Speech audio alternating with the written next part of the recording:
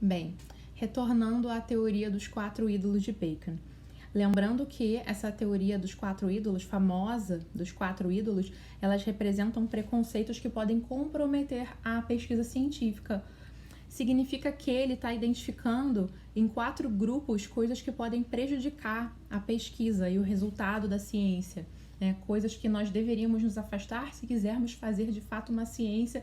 E Bacon também é um dos precursores do positivismo, porque ele fala que se a ciência tiver mais qualidade, o mundo pode ser melhor. Podemos produzir coisas melhores tecnologias e assim melhorar o mundo. Então, não sei se seria forçação de barra, provavelmente não, sim, ele é um dos precursores do positivismo.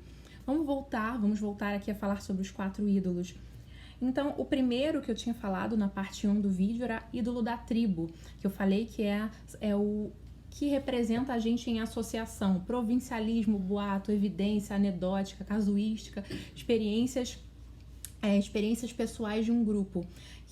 Como é que a gente poderia resumir o ídolo da tribo? Generalizar a partir de uma amostra, Então, uma situação específica acontece, vamos pensar numa cidade do interior, Acontece um caso e a partir daquele caso já se cria a ideia de que as coisas sempre acontecem daquela maneira. Então, uma comida que alguém comeu e passou mal, ou um lugar que alguém sofreu um acidente, virou um lugar amaldiçoado, por exemplo, são os fundamentos de associação entre coisas que não necessariamente possuem associação e que são feitas em grupo. Esse é o ídolo da tribo. Agora, o ídolo da caverna, que nada tem a ver com a caverna de Platão, tá bom? Apenas ídolo da caverna. Esse é o ídolo, lembrando que a gente está falando sobre os preconceitos que comprometem a pesquisa científica, tá? Falamos sobre o ídolo da tribo, agora falaremos sobre o ídolo da caverna. O ídolo da caverna, que nós devemos nos afastar para fazer boa ciência, é o ídolo são características individuais que pertencem a cada pessoa, a cada indivíduo, que podem fazer com que a ciência seja prejudicada. Então, são ideias minhas, experiências pessoais que eu passei que podem influenciar a pesquisa, que eu não consigo me afastar delas. E o ídolo da caverna está ligado à minha própria intelectualidade. Então, as minhas próprias limitações intelectuais, a capacidade, a oportunidade que eu tive de estudar ou não um assunto, de me aprofundar ou não, e até mesmo entender aquele assunto. É o ídolo que nós devemos nos afastar também, se pudermos, porque é o ídolo da individualidade. Ele é uma espécie de maneira irrefletida de pensar, cuja origem é meu próprio individualismo, experiências pessoais, etc. O ídolo da caverna está ligado à subjetividade, Os problemas que cada pessoa carregaria ao enfrentar uma pesquisa científica. Agora a gente vai falar sobre o ídolo do foro.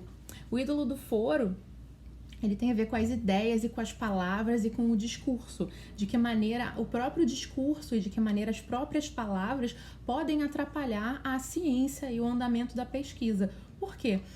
Reparem que toda palavra é usada de maneira diferente de acordo com o contexto em que ela estiver sendo usada. Então, cada livro usa a palavra num determinado sentido. É muito difícil que os sentidos sejam absolutamente iguais. Então, o ídolo do foro, que Bacon fala que a gente deve se afastar, ele distorce a realidade através da retórica, Então, o uso de conceitos imprecisos, uso de conceitos de maneira enviesada, mal interpretada. Então, o ídolo do foro tem a ver com o discurso e com a interpretação das palavras e dos conceitos, Ou seja, devemos nos afastar desse problema o quanto pudermos. E o último ídolo, o 4º ídolo, é o ídolo do teatro, que não tem a ver com teatro em si, não confundam, ele tem a ver com crença. O ídolo do teatro tem a ver com crença, é impor uma visão como tacitamente certa. O ídolo do teatro tem a ver com as minhas crenças pessoais, de autoridades, por exemplo, se eu sou religiosa e eu tenho a palavra da Bíblia ou do meu padre como autoridades para o meu discurso. Isso, sem dúvida, carrega um viés para a pesquisa científica. Então, o ídolo do teatro pode ser...